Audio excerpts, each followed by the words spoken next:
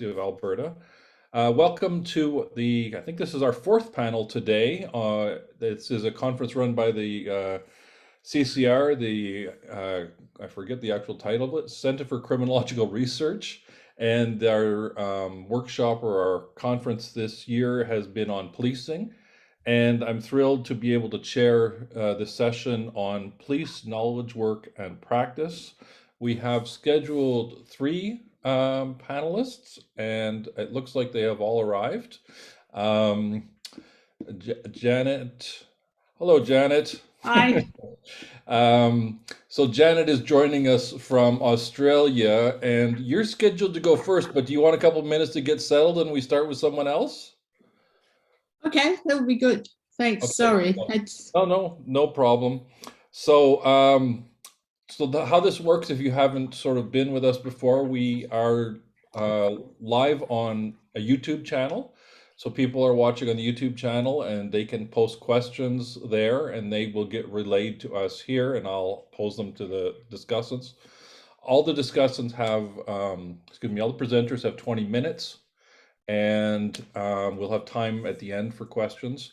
If you do have questions, please ask them kind of early because there is a lag between the YouTube channel and the Zoom. So please don't wait till the very end because it could ends up with some dead air, or God forbid I'll have to ask questions. Without further ado, then why don't we start with Professor Mike Kempa, and the title of his talk is "Policing the Freedom Convoy." And thanks, Mike. And I'm going to disappear. Okay, great. Thank you very much for having me. I've been following along all day and I've been revising my own presentation based on what I've been hearing. It's always just such a great thing to hear people's work as it's coming out to catch up. We've actually got a little bit of sun here in Ottawa for the first time in weeks and weeks, so it's throwing me off. I'm not used to having the blinds open, but hopefully it's not too bright for you. We had across Canada, and I'm showing you this slide. Don't worry, we're not going to go through all these bullets. This is simply the way I work. Momentous issues across the country in terms of the Freedom Convoy, the trucker convoy. And one of the things that I always start by doing, and it's even more detailed than this in versions that I have retained, is to build a timeline of events, just to keep track of what's happened in terms of ultimately doing studies on explaining issues that have come to pass and trying to say something academically interesting about it. Something that was as fast-paced and as confusing, in fact, as the convoy movement across Canada, what with blockades in British Columbia, in Manitoba, in Alberta, in Ontario, protests through various cities, Calgary, Winnipeg being notable, and then ultimately in Ottawa itself, so difficult to keep track of. And just putting this incredible number of detailed bullets here, rather than go through them, just highlights to everybody how incredibly complicated this series of events was. A couple of things to note, though. People have been baffled in terms of the failure of the ordinary civil policing and justice response to address the Freedom Convoy with the invocation of the Emergencies Act here in Canada and extraordinary measures taken by intrajurisdictional cooperation between police officers, special powers of freezing bank accounts, blockades in the street, which are not ordinary policing authorities. So as to say, what exactly went wrong here? How do we explain this extraordinary failure of the civil policing power in Canada to address the Freedom Convoy? And what has been pretty much universally agreed upon and admitted by the police organizations themselves in Ottawa, at the provincial level in Ontario, and for the federal RCMP, was just a serious underestimation of the intentions of certain streams of the organizers behind the Freedom Convoy, their intentions to lock down and render ungovernable the city of Ottawa for an extended period of time until their political demands were met. And what was striking about that is that this wasn't actually a surprise, in that a certain branch of CSIS called ITAC, which is more or less a private contracted entity associated with CSIS, had issued warnings as the convoy approached the city of Ottawa, indicating that it was very likely that there were far-right elements organizing the Freedom Convoy with the intentions of shutting Ottawa and trade across certain key borders into the United States down. So one of the things that I've been looking into is how do we explain the failure of security agencies and the police to have taken really any notice of the warnings of ITAC. And part of my questioning there, and I don't have an answer for you yet, is how serious is ITAC normally taken in terms of its issuances in the lead up to events like this?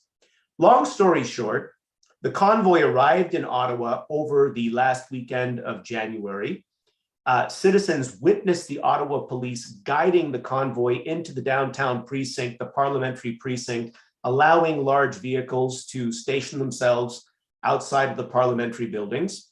And over the course of the first weekend, we had a swell of somewhere between, there were counts of up to 18,000. I was skeptical. I would say it would be more between 8 to 12K people in the city of Ottawa that first weekend, where there were all manner of reports of hate speech, intimidation of residents of Ottawa along racialized lines, generally making it difficult for people to go about their ordinary business in the city of Ottawa, and in fact, some assaults. Now, when that first weekend wrapped up, the sort of what we can see is the easier going protesters of the convoy movement, those who may have been here either for ordinary vaccination concerns or simple curiosity, cleared out of the city of Ottawa, so that for the business hours of protest through the week, the sort of Monday to Friday 9 to 5 protest, there were only about 400 to 600 people in the city of Ottawa after that first weekend.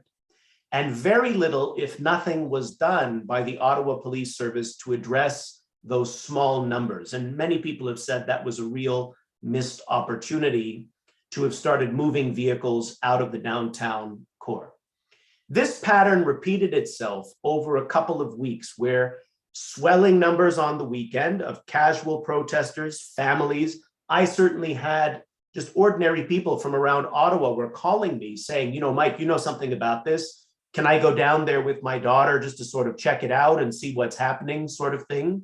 And I was sort of advising people, well, if there is a police action, you probably don't want to be around when it happens.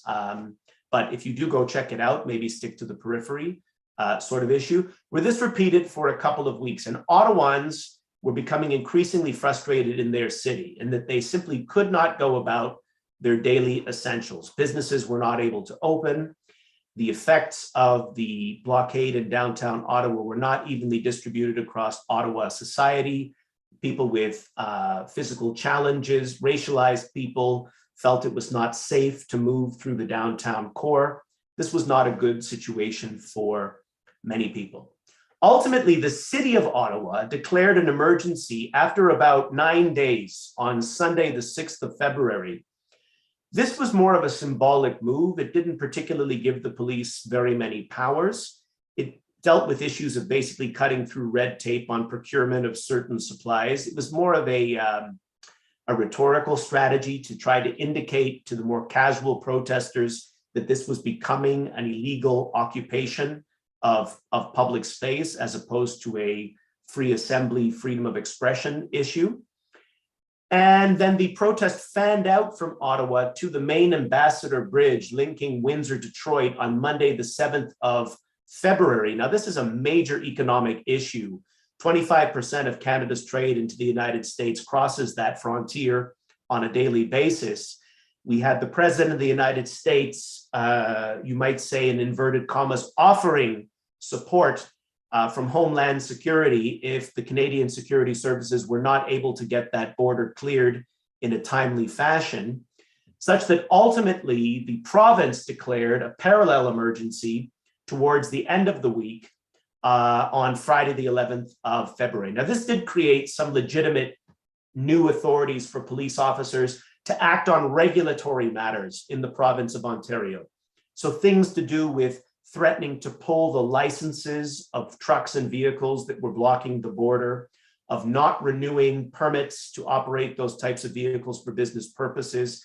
these became legitimate powers. And this was communicated to protesters at the border such that the preponderance of them cleared out before a police operation was able to begin on the ground on the Saturday morning. The blockade was cleared at the border and it was opened back up. Now, strange things were happening in Ottawa in parallel. Very little happened on the ground. There were statements of the police that they were going to be interrupting the flow of fuel and other supplies that were coming to protesters on the ground, that this would be treated as a criminal offense in the sense of it was essentially aiding a criminal activity or activities on the ground in Ottawa, but little was done. There was an odd statement from the federal Minister of Emergency Preparedness, Bill Blair, who used to be the chief of Toronto Police, saying that it was incomprehensible to him why the Ottawa police were not acting on their duties to enforce the law in the space of Ottawa. The chief of Ottawa Police, Peter Slowly, for his part said, we would be happy to carry this out, but our ordinary service number of 1,200 members has to be augmented by at least 1,800 additional members for us to not be swarmed on the ground to enforce these rules. The federal government kept reiterating that the city of Ottawa had all the resources that it needed.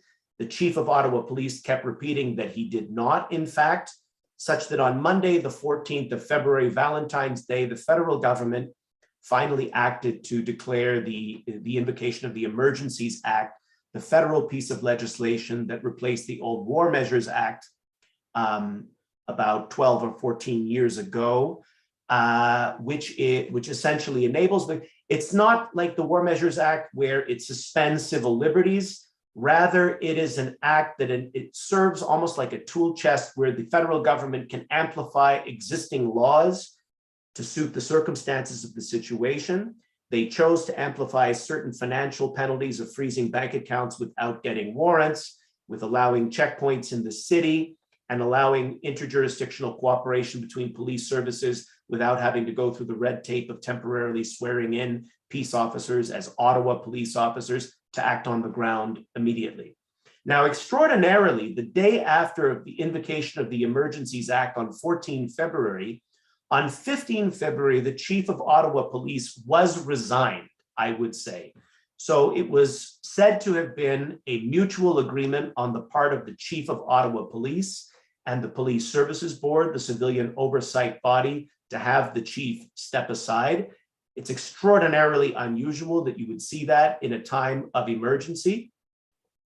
What became even stranger, though, was the chair of the Police Services Board, the civilian oversight body in Ottawa, unilaterally appointed a new chief, an excellent person by all accounts, but did not really go through the ordinary channels of working this through the board and city council, such that city council had a vote of non-confidence in that Police Services Board chair. There were a number of resignations on the board in solidarity with the removal of that head of the Police Services Board, and subsequently the province removed its appointees to the Police Services Board, such that the board was completely reconstituted within a time frame of about a week. So what we had was total systems failure in the public police and policing system in the city of Ottawa and province of Ontario. The federal emergency response enabled the police to clear the streets of Ottawa over the weekend, Friday, February 18th through Sunday, 20 February, without major injury or incident. And it has left people very confused as to what exactly has happened here in Ottawa. So I've been working on the ground trying to figure out what exactly went wrong here. It is clear that there was a breakdown of role clarity just in terms of conflicting accounts coming from the chief of police as to whether there had been a plan to use the 1,800 officers that he was asking for. There were leaks from the Ottawa police that there was no plan in place. Subsequently, the new interim chief has said that there was in fact a plan. The board has been totally reconstituted. This has been a disaster. If the chief of police had been as much of a problem as the board subsequently presented to the public, It leads to the question of, was this the first that the board had heard about this in the more than 2 years of that chief's tenure as chief of police in Ottawa, which is highly unlikely. This will all be unraveled in time, but we start to get into some broader systemic issues when we pull back a little bit from the personality conflicts of the Ottawa police. So there were official discourses that simply the Ottawa police was outnumbered in a volatile situation. An alternate community discourse has been the allegation that sympathy for the anti-vaccination movement in the public police led to a very stand-back attitude on the part of the police. In particular, there is an association of current and former police officers across Ontario called Police on Guard that have put themselves together informally through social media, claiming that they have a certain amount of sympathy for the anti-vax movement. Other members of the community have alleged certainly that there is an element of sympathy in the police for radical conservative politics, seeing that there are very many numbers of former police and military among the ranks of the convoy organizers and security services themselves. What this has in fact led me to, in listening to Prof. Sosdal today and Justin Tetro, his excellent presentation a couple of weeks ago, also through University of Alberta, is understanding, and my sense of chatting with police officers on the ground as I was moving through, there was a tremendous sense of anger amongst the police for having been put in this position at all, in the sense that they regarded the policing of COVID-19 as being a political issue that had been mismanaged by every level of government, that had put them in the middle of an impossible protest. So something more along the lines of an integration into social movement theory and issues of a breakdown in role satisfaction amongst police organizations. There's also issues that come up around either a failure of police leadership or rejection of police leadership on the part of Peter Slowly. He was Ottawa's first racialized chief of police, and there had been many months of difficulty between he, his executive, and the police union here in Ottawa. For myself, in researching the dark politics of policing, I'll be honest, I've started on the ground quickly, largely working in a journalistic capacity, simply for the benefit of being able to gather data or exploratory data right away that is in front of me without having to go through a formal university ethics review as part of an academic study. So working on a couple of media pieces on this issue, I've been able to gather some preliminary data that points to the dark politics and the many layers of this behind the issues in Ottawa. My intention is to take that data once this becomes a matter of public domain through journalistic publication and apply for secondary use for academic purposes, to start pulling apart these issues and tying it, which is something new for me, to the broader social movement literature, where there is an interplay between the culture or certain streams of the culture of public policing and far right or radical or nationalist politics here in Canada. And just policy-wise, I mean, in terms of a tremendous failure of the policing governance system, we've seen this time and again across Canada, where police services boards and similar bodies in Australia, the United Kingdom, elsewhere throughout the British Commonwealth have not exercised their duties or their responsibilities or powers that they have been legislated, a lack of understanding of their role, inquiry after inquiry, making parallel recommendations to resource these bodies properly with legal advice so that they could discharge their duties.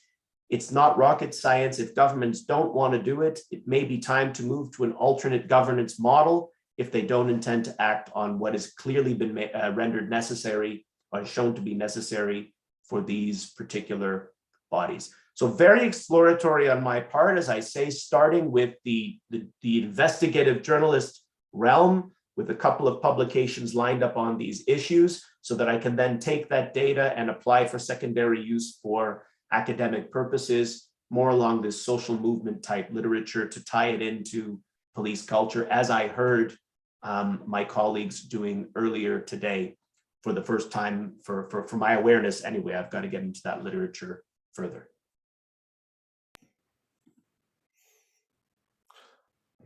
Excellent. So we galloped through the issues there for sure. Great, thanks, Mike. Thanks, appreciate that. I was going to say torn right from today's headlines, but maybe not today, maybe yesterday's headlines, but certainly topical. Thank you. Janet, would you like to go next? Oh, I think you need to unmute yourself. Unmute first. Thank Okay. you. Okay. I'm just going to share my screen. And for our viewers, this is Professor Janet Chan who will be speaking. So thanks, Janet. Great. Can you see the slide? Yeah. Okay, great. It's I have to say I haven't been to a conference for years. I think I was trying to count the last time I went to one.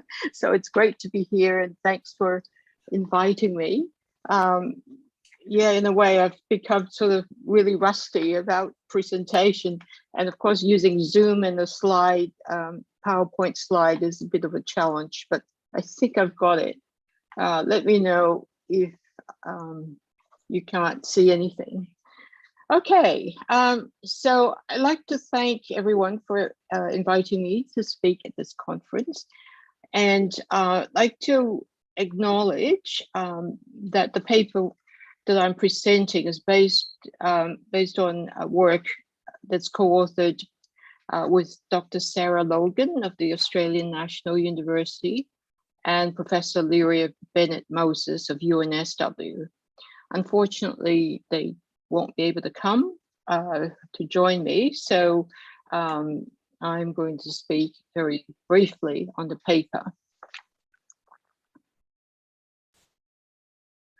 Right, so this paper looks at the issue of actually the role of rules in information sharing and policing. Our aim is to understand the factors that impede or facilitate information sharing in policing and security, and how these factors interact with each other. So conceptually, we draw on several strands of scholarship.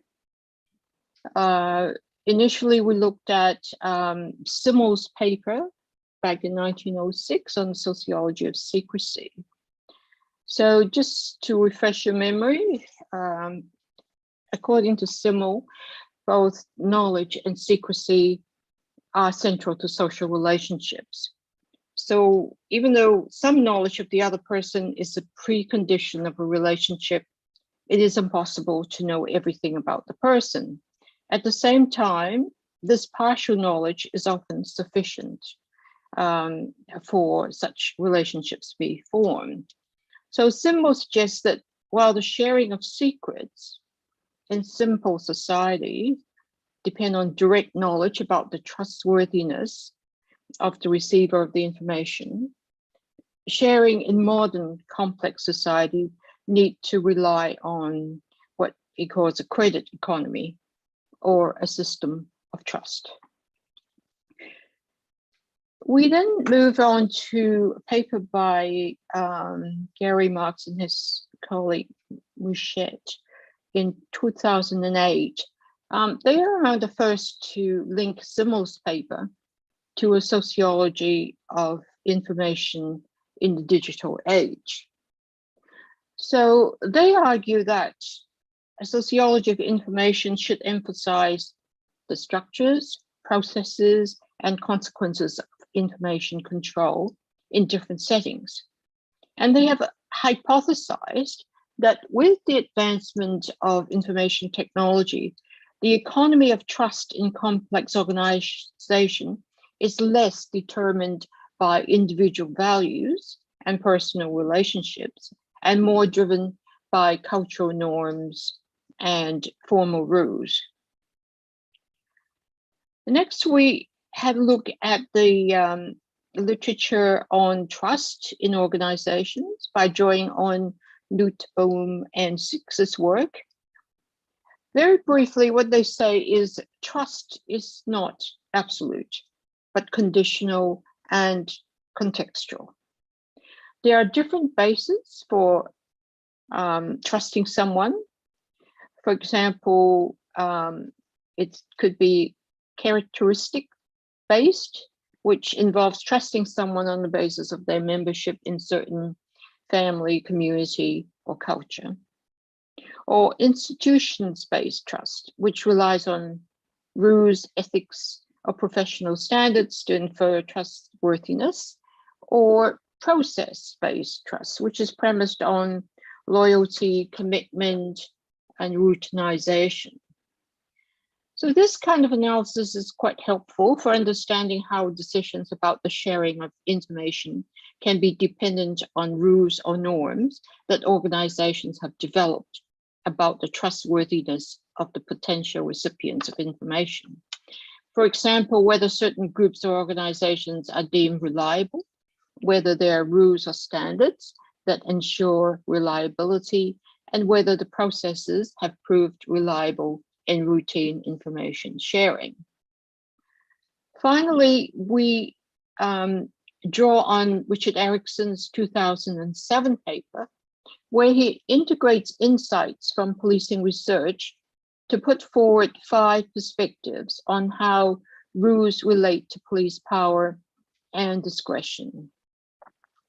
By capturing different types of rules, including the absence of rules involving both top-down and bottom-up viewpoint, these perspectives provide a useful framework for analyzing different contexts in which trust develops.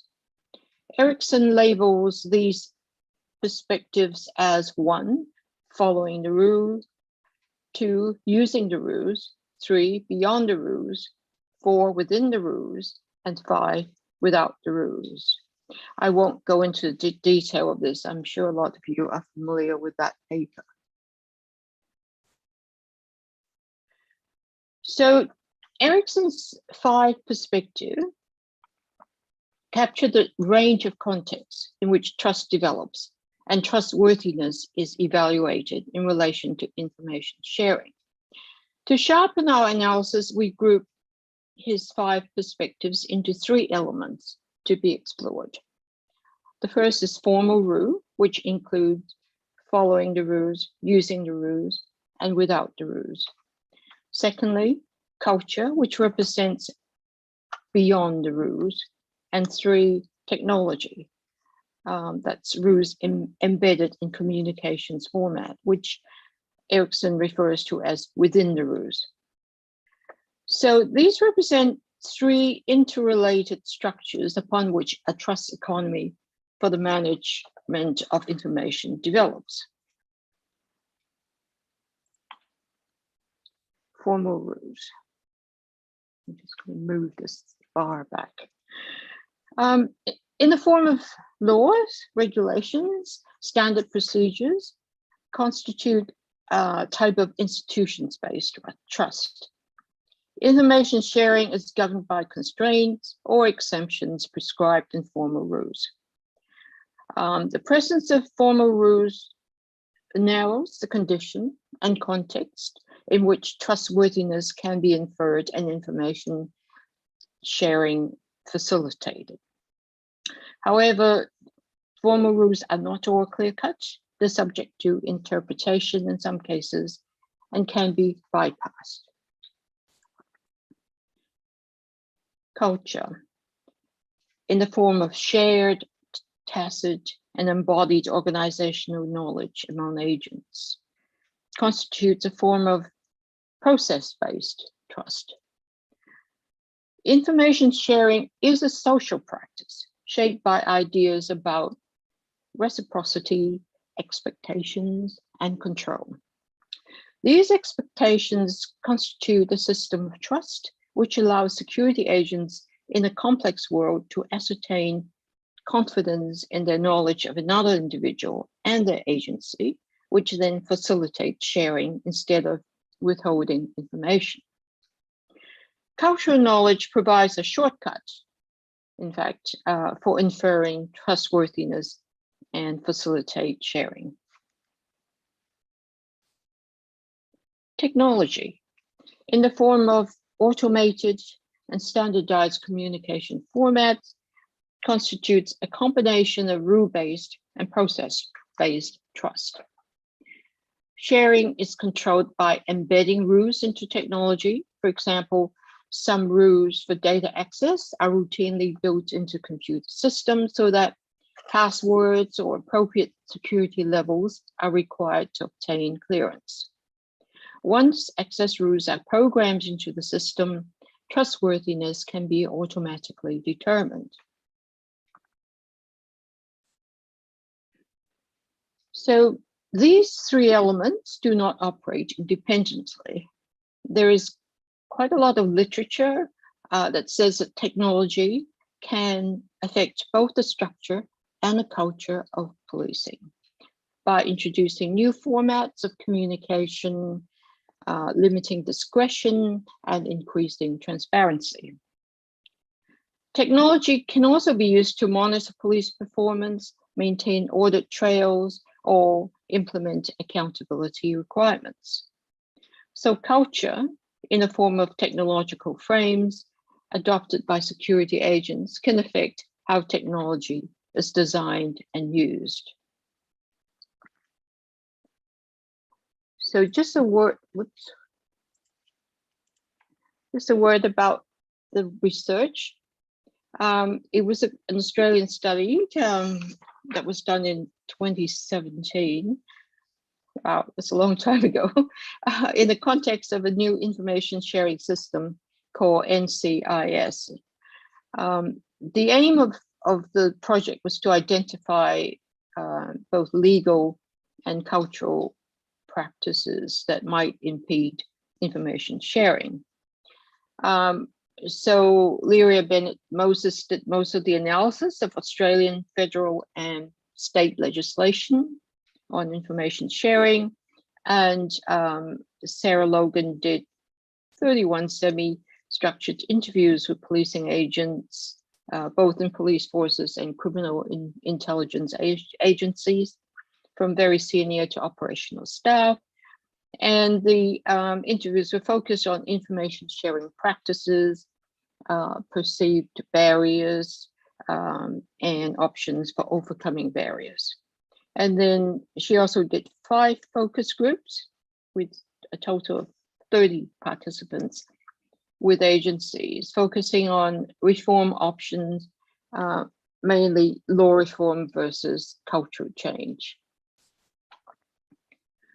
Findings, I just divide into the 3 elements. Formal rules. In our analysis of legislation showed that the complexity and inconsistency of formal rules do not engender a sense of predictability and trust for information sharing. Instead, they have created real constraints that limit sharing. I won't go into all the details of the legislative problems.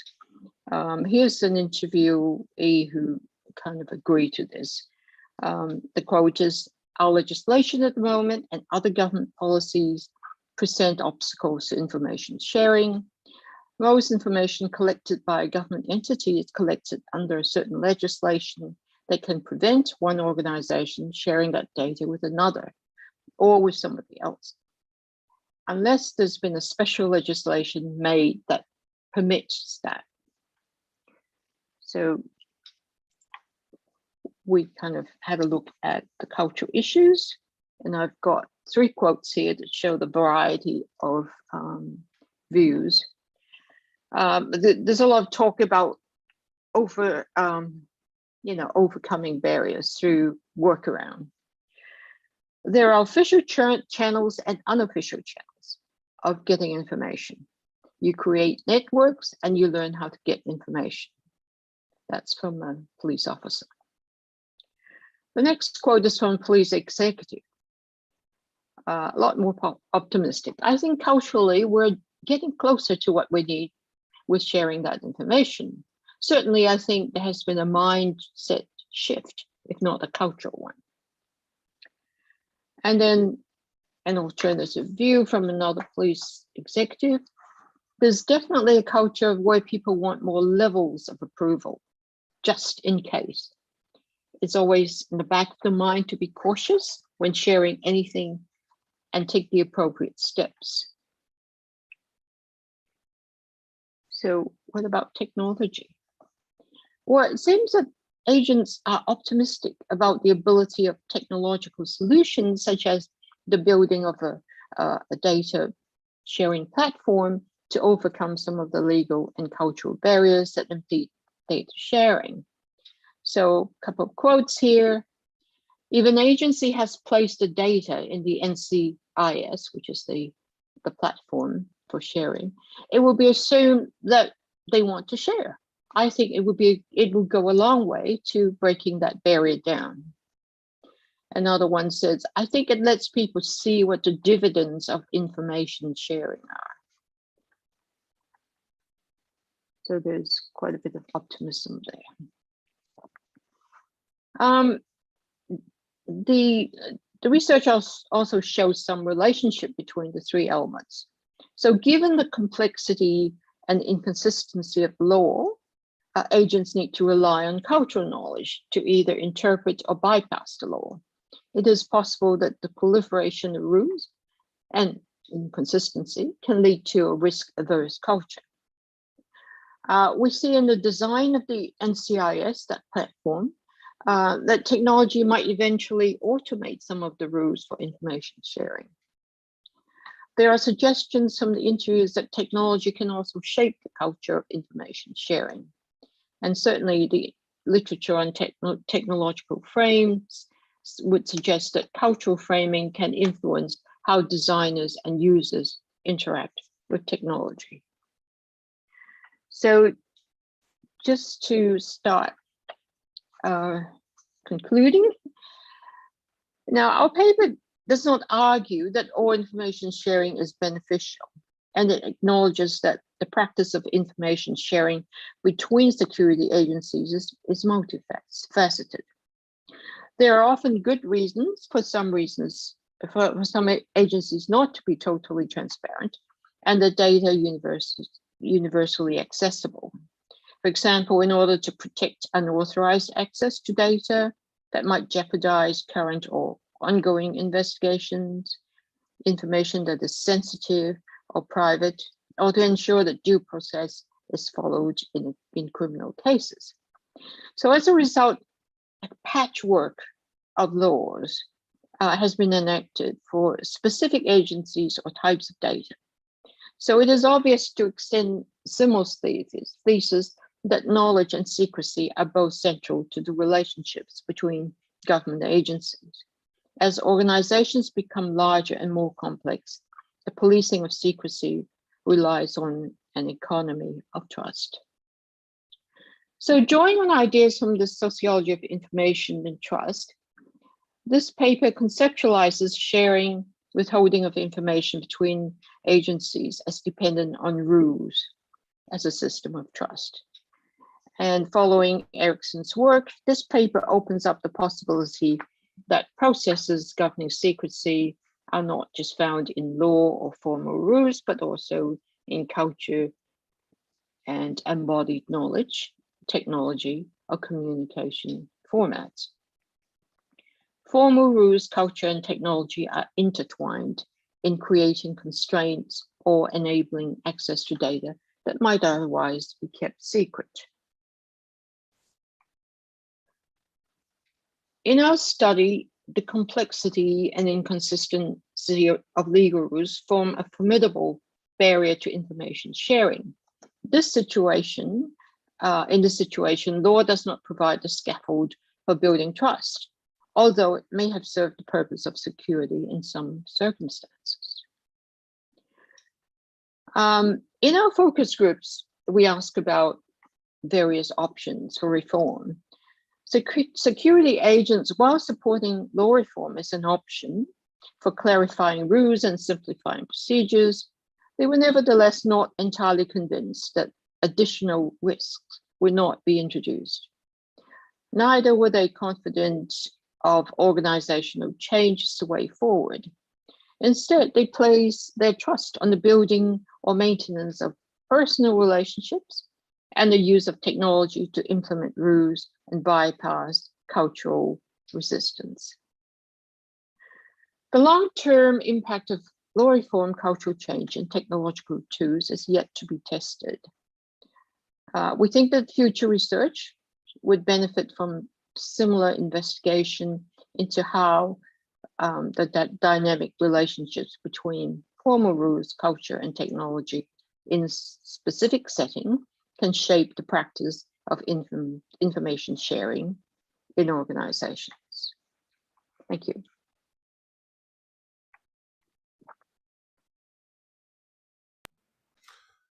Excellent. Thank you, Janet. And keeping a theme going, we have Professor James Sheptycki, who's going to speak to us. Do I have your title in front of me? I do. Reflections on Intelligence and the Politics of Policing in Canada. So, Jim, whenever you're ready. Hi, thanks, Kevin. Can you hear me? Okay. I'm going to try and go to my PowerPoint now. Excuse me. Yes. So can you see that? I hope so. Thank you very much. Thank you very much indeed for inviting me to participate and present at this conference. And may I say to the conference organizers that you've done an absolutely excellent job of bringing together so many people in our field. It's a real breath of fresh air to be able to listen to to what people have to say about the cutting edge of police research in the post-crisis period. I draw that from Colin Crouch's book, Post-Democracy After the Crisis. Look, I'm speaking here today from the province of British Columbia, unceded territory. The land that I'm on is the historical land of the Cowichan tribes. And I can say from Western Canada that the complexity of the Police Division of Labor is a lot more complicated and interesting and contradictory than maybe outsider observers might appreciate. The aim of my talk today is to introduce a number of theoretical ideas that I've kind of synthesized through my own engagement in the field and also through reading through the police literature over the past number of years. Obviously, I'm going to be condensing an awful lot of big ideas and complicated ideas in a short period of time, and I apologize if I'm racing through a lot of this stuff. I intend to introduce and define the concept of the police métier and talk about how that co-articulates within the police intelligence division of labor to lend some more nuance and sense to this concept of police knowledge work, which has become very common in our literature since at least Policing the Risk Society, Erickson and Haggerty's classic study. I'm also going to talk a little bit about the theory of law, rule with law, and talk again about the technologies of policing and the abstraction of policing from the communities that they serve. I'm going to try and give some sense to what the full spectrum of policing is in this day and age. A great deal of theorization and talk about police accountability, policing is very focused on frontline police patrol, and full spectrum policing is an attempt to widen our gaze. I'm going to try and say a little bit about what I think the role of researchers is, what police studies is in relation to the policing of our contemporary society. And finally, if I've got some time, I want to say a few things about policing post-democracy. So the first concept I want to instill today, and I'm really taking, this is not an idea that I made up. It's first came into the literature, I think, from Peter Manning. But I think it's very important that people in police studies, begin right at the outset by defining exactly what it is they're studying. And to me, the police métier is a good way of succinctly narrowing that down. The professional police métier, in its most general sense, I want to define as something that a professional métier that combines the practices of tracking, surveillance, keeping watch, and unending vigilance, coupled with the ability to apply force up to and including fatal force in the pursuit of its organizational goals of reproducing order, making crime, managing risk, and governing insecurity. I think people who read this quote will see in that not only the thinking of Peter Manning, but also very clearly the thinking of Richard Erickson and also the thinking of Jean-Paul Brodeur, three scholars who I draw on quite a bit in trying to think through what it is I'm seeing in the world of policing. Now, the police division of labor, what is that? I've said earlier that very often the focus on thinking about the politics of the police is on frontline police patrol, on the police in the squad car, the rank and file, and so on and so forth. The police division of labor, however, isn't limited to that. It also includes, for example, police detectives. The classic study by Jerome Skolnick, Justice Without Trial, right? He talks about uniform patrol and he talks about police detectives. Now, obviously, both uniform patrol and police detectives share the police métier. They're both interested in surveillance, the power of surveillance, and the necessity to track and keep watch and unending vigilance and so on and so forth. And they're both equipped to apply coercive power to get the job done. However, the occupational subculture of police detectives and the operational subculture of frontline police patrol is noticeably different. Okay, so paying attention to where we're at in the police division of labor. Are we talking to somebody who is in an analytical position? Are we talking to somebody who is doing traffic patrol as opposed to community engagement? All of these different locations within the police division of labor gain coherence as a set of practices because they're all articulable in terms of their relationship to the police métier. How do you contribute to the surveillance power of the organization? How do you contribute to the tasking and coordination of enforcement activity and so on and so forth? So understanding police knowledge work as in terms of the relationship between the métier and your position in the police division of labor is to map the police intelligence division of labor. Okay, so these concepts, the police métier and the police intelligence division of labor, or the division of labor, this is, the agency structure debate. People who've read Anthony Giddens will kind of recognize some good, solid sociological thinking here. That's where I'm at. So moving on, because a lot could be said. I want to just address the concept of rule with law. Rule with law is a concept that Ben Bowling and I have put forward. We are articulating this as a direct challenge to the ideological power of the common sense notion of rule of law. Rule of law is replete. It's all over our literature, and it creates a number of, I think, ideological inversions and presuppositions. What we want to do with the concept of rule with law is to point out and insist that law is always instruments, tools in the hands of knowing social actors who are using those instruments to do something. Maybe you've sold your house and you're using conveyancing law tools in order to get the job done. Or maybe you are involved in another branch of law where the tools are used differently. In relation to police and governance, through rule with law. We can think in terms of the rule with law square.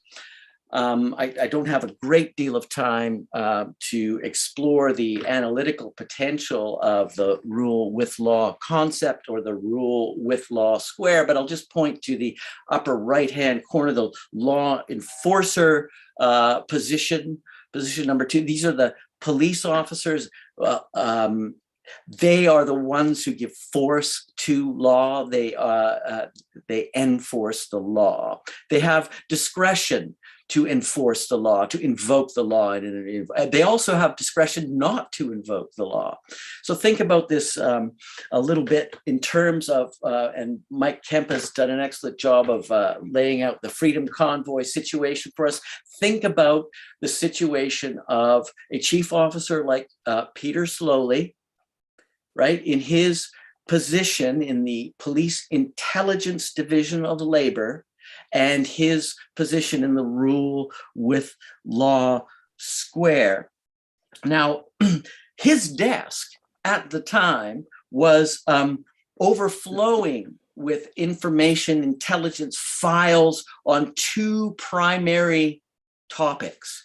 On the one hand, he was very interested in the politics of anti-Black racism and reconfiguring force, police service recruitment policies, and so on and so forth to deal with that.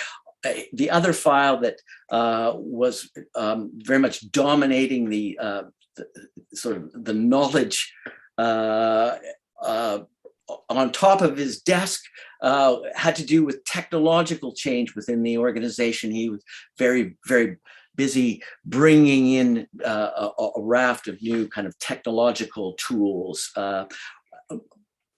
And that requires a lot of brain power and a lot of thinking. In the context of that, of course, comes this convoy. It's a kind of gray swan event. It's not a black swan event. It's not that it never happened, but it's also not something that happens very often. It's something that happens once in a while. There is an operational plan. It's in the bottom drawer of his desk. He takes it out. He says, yeah, this is the operation. I'm busy with these other things. Holy smokes, this thing is coming. Here's the regular, and that's what they do. And all of a sudden, things go sideways, right?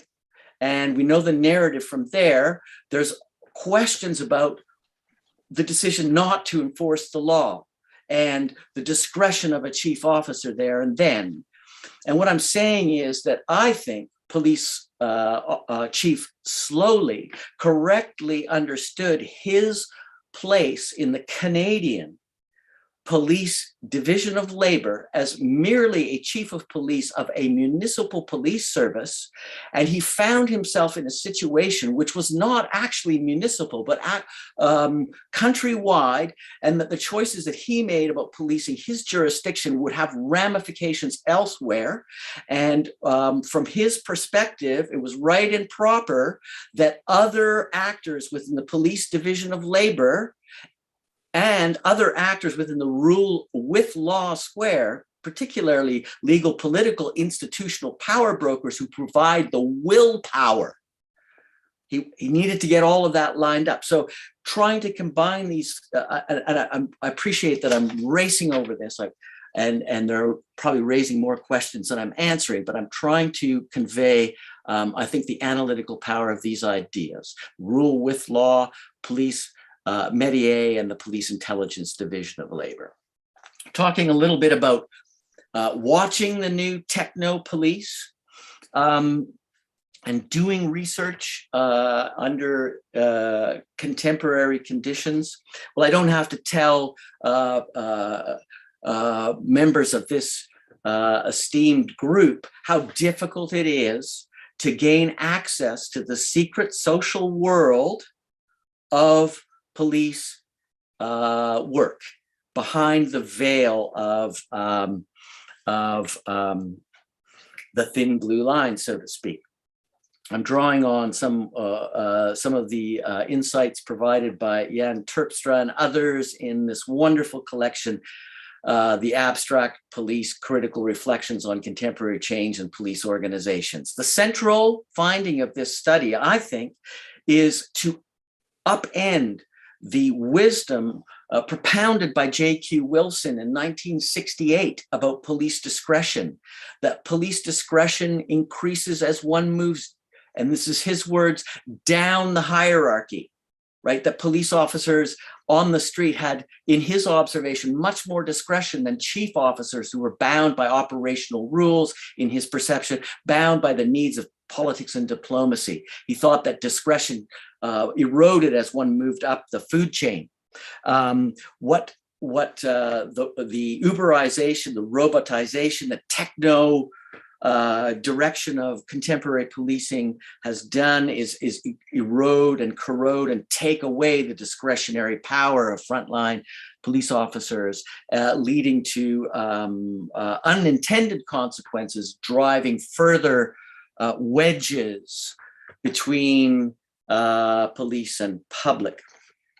I could go on, but I think that from the perspective of watching the new techno police being able to get into these secret social spaces and observe the articulations of the police division of labor, you can get much more nuanced. I heard a speaker earlier in the day talking about disarming frontline police, disarming heavily armed first responders.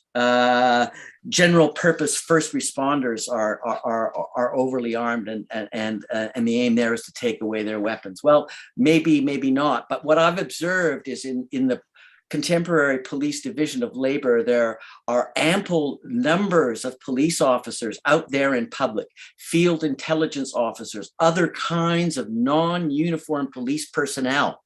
And in my observation, often they are armed. And I don't see any reason at all why police officers not visibly uniformed should be in public operating on an armed basis. And it would be easy enough to disarm non-armed, non-uniformed police officers with regulations and directives. You wouldn't have to pass laws. So I think that this, the value of in observation of police from inside the police machine can add nuance to some of our policy pronouncements. How am I doing for time? I think I got about 2 more minutes. Full spectrum policing, what is that other than an eye-catching term? Again, putting forward an idea such as this to encourage participants in this research field to expand the view beyond intelligence and how it is affecting frontline police patrol. It's not just geographical information systems and so on and so forth. The plain fact of the matter is that in our contemporary surveillance society, we are both police and people are operating always already under conditions of ambient surveillance. This is not my concept. This comes from Meg Stalcup in the anthropology department at Carleton University. It's the idea that we're always already under surveillance. The difficulty with full spectrum policing is, of course, that it is taking place under conditions where the moral economy of policing is contested, and the mission of policing is up for debate. Drawing quickly to a conclusion, researching inside the police machine. What is police research good for? What is it that what we do, what is it good for? I think that police studies, police research provides a basis for critically understanding the insider perspective on policing and the outsider perspective, and the ability to distinguish the complicated effects of both on the ideological conditions in which they are manifest. I don't want to privilege outsider perceptions of what the police do, and I don't want to privilege insider perspectives. We're the secret squirrels behind the blue line. We really know what's going on. The job of police studies is to be able to look at both and understand the context of both. Very quickly, the politics of policing post-democracy. Democratic police legitimacy is in tatters. And it seems to me that the reason it is in tatters is because we have moved on to, as Crouch theorizes in his book, we're moving into this phase of post-democracy where we have all of the institutional facade, the legislatures, the courts, and so on and so forth. But they are not operating in the democratic fashion that 19th century architects supposed. And behind that facade are the politics of something else.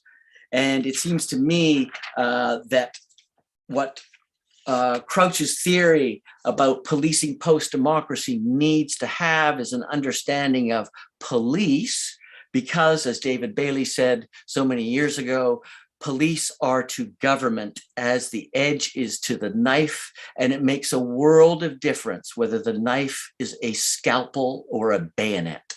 Thank you very much.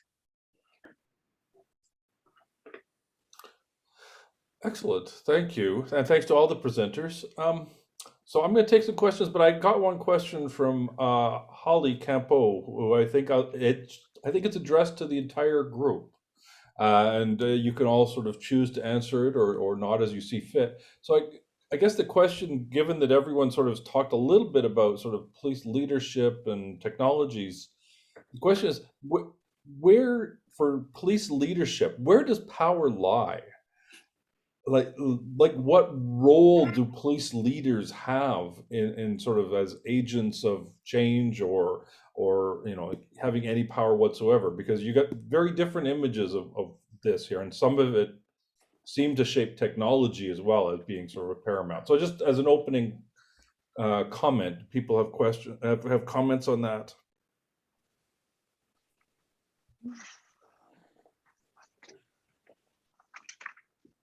Janet, did you want to?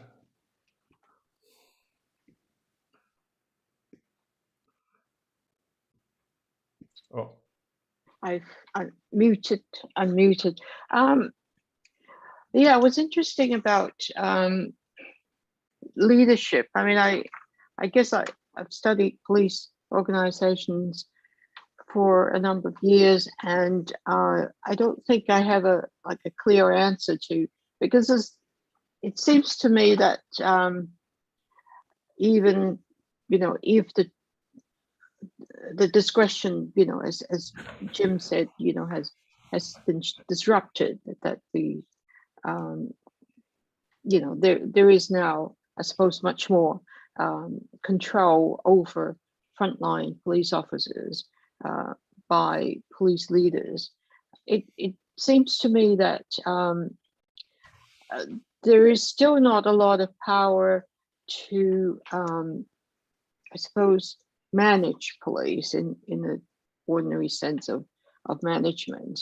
And the leadership role, it could be very political and very symbolic. So I don't know that the police leaders have a lot of power. There is a lot of, I suppose, competition to demonstrate competency and ability to reduce crime and that sort of stuff. But there's such a lot of performance indicators that has been imposed on police that I mean, I don't know that there is that much power in terms of turning to, for example, a more professional culture, or turning around certain types of trends in crime and so on. So yeah, I mean, I guess I suppose it's very different in different countries, but from what I hear of Michael's paper, it doesn't seem like there's a lot of power at the police leadership level. when something terrible happens. So yeah, I'll leave others to speculate on that, because I really haven't done enough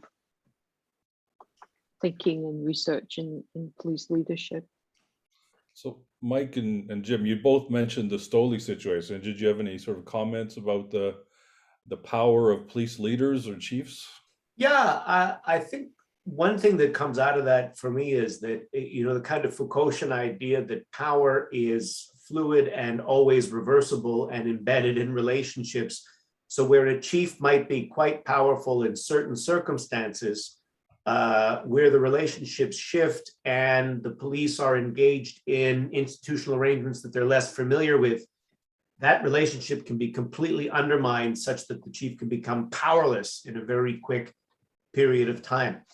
That's something I, to be honest, have not thought enough about, and something that I'll now be very interested to look into is the fluidity of police command power and how it can be reversed, in the conditions in which it can be reversed in short order. Jim, did you want to chime in?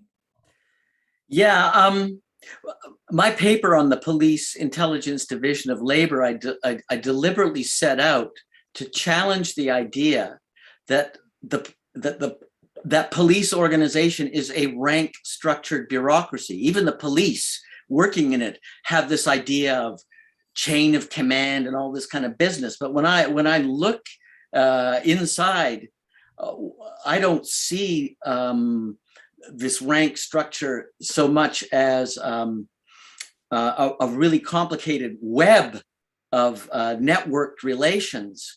And it seems to me, power is organization, right? You can talk about the power of the police organization, and you can talk about the influence of different actors within that division of labor on how that organization works. And as we found in the Freedom Convoy situation, sometimes the influence of even the chief is actually quite paltry in the face of the institutional and other dynamics that are occurring. And may I just say that when we're looking at policing, we so often look at examples of where things go wrong, and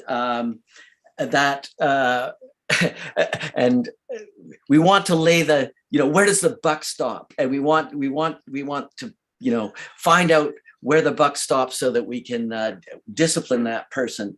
But really, my perspective is we have to understand the division of labor as a whole, and the way of functioning of each player in that system of knowledge, manipulation, exchange, acquisition, analysis, tasking, and coordination, if that makes sense. Thank you. There's several more questions. I'm going to try and get to as many as possible. I have some on my own, but I will reserve them for private discussion. So one for Dr. Kempa from the YouTube. So what types of criminal activity were expressed? I'm not sure if that's expressed or should be expressed or repressed. So you could take it however you want. So, okay, so we have a follow-up. In reference to that question, asking about the criminal actions taking place at the Freedom Convoy by people involved, the citizens. I saw terrorizing acts done by the police, but not the bystanders. So. Right, I think it's very important. And again, I've been so guided by the work of your colleague, Justin Tetro, on that there are multiple layers to all of these movements, including protest movements.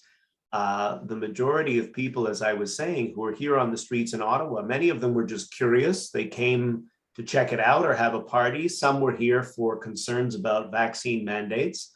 And there were a small number of people, certain streams of organizers who have ties to either Western separatist political parties, white nationalist movements, but these are the minority of people who were involved in the convoy.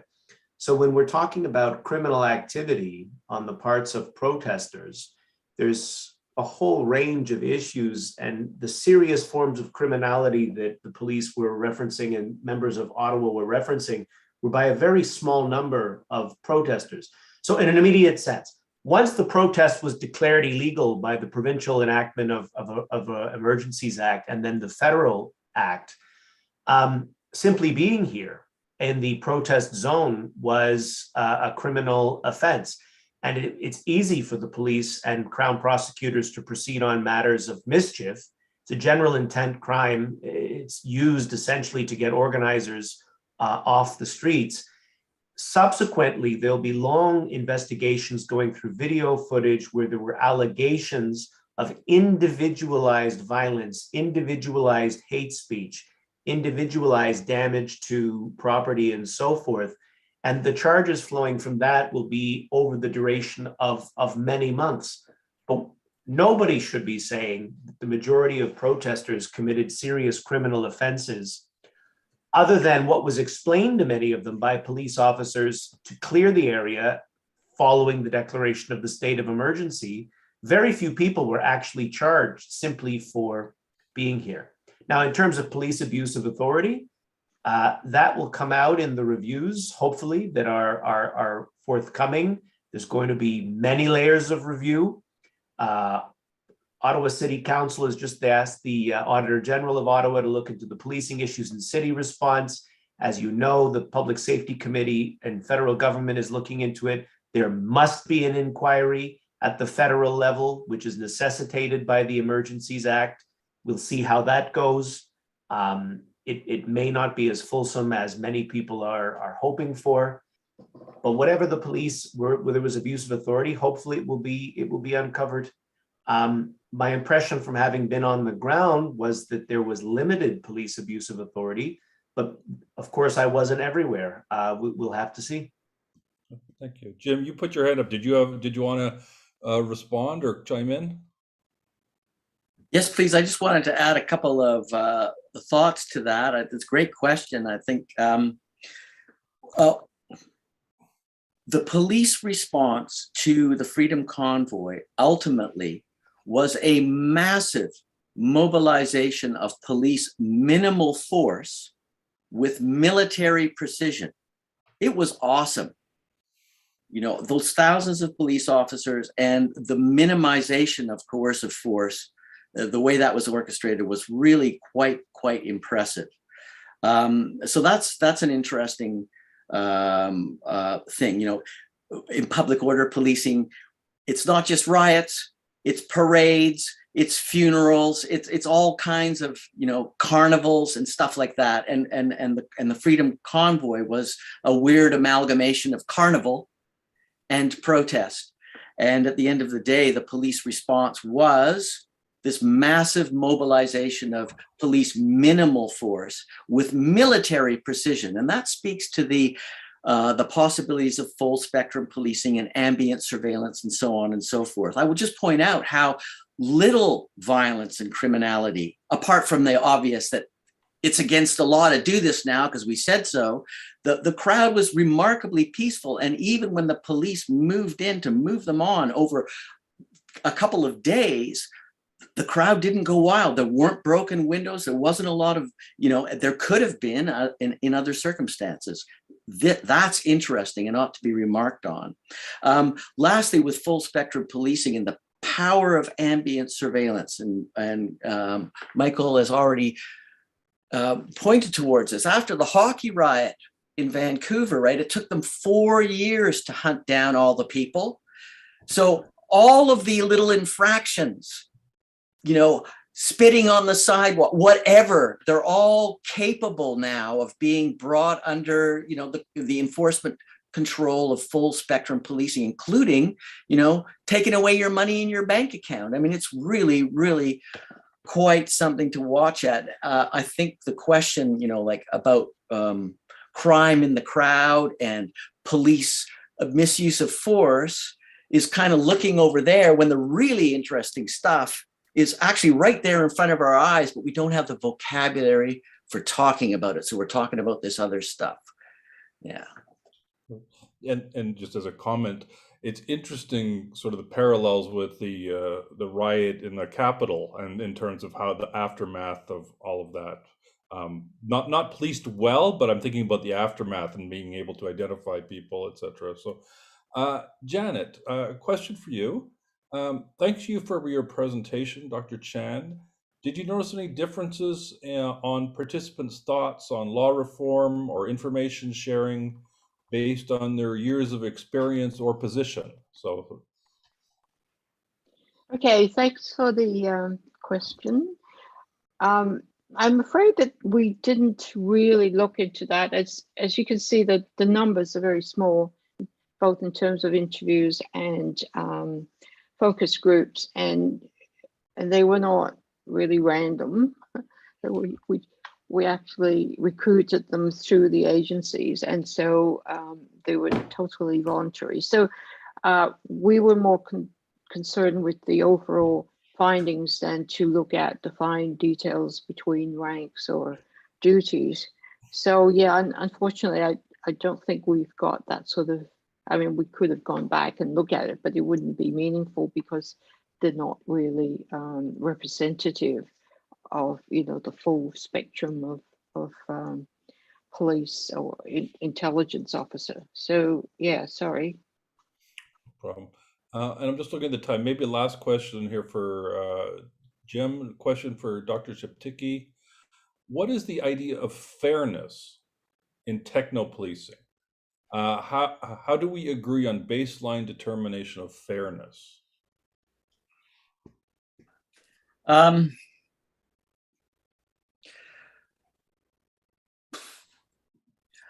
not sure how to interpret that question exactly, but what I do want to say about techno policing is about its accountability.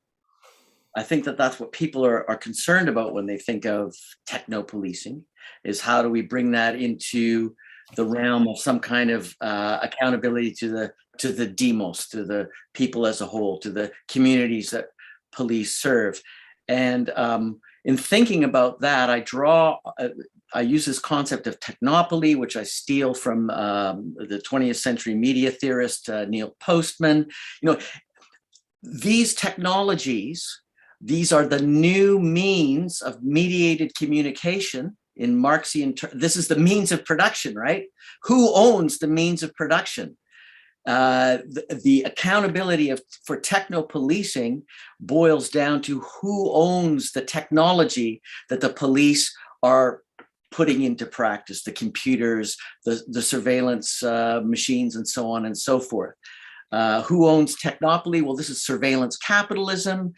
Unfortunately, you cannot use the tools of surveillance capitalism to resist or overthrow surveillance capitalism. We're kind of trapped in this realm of techno policing. How do we make it fair? Well, to me, dragging these processes out into the cold light of day so that the inner secret world of the police division of labor is visible and articulable outside of the common sense, you know, that the police, this massive monolithic organization, which is, you know, Big Brother or whatever, drag all of that out into the cold light of day so that we can talk about it in its nuanced complexity. To me, that's a step towards some fairer future in techno policing. But the sad fact of the matter is it's so hard to do this kind of research, security clearances, ethics clearances, fads and fashions in the academy. All of these things line up to retard the field. Does that answer the question? I'm not sure. I'm getting tired. It's the end of the day. Thank you so much. Thanks, Joe. I think it either answers it or it comes very close to it. So thank you. So I think we'll end there. I think we've reached our time. So I wanted to thank all of the panelists, and I wanted to thank the participants for asking their questions. Unfortunately, as is often the case, we couldn't get to all of them. So thanks to everyone. I will also remind everyone that we do start again tomorrow early. That would be early in Edmonton. That's 7 in the morning in Edmonton. And it starts with a panel on police organizational practices. I will be there. I might even be out of my pajamas. But thanks to everyone, and have a good evening. Sorry to miss Thank the you. after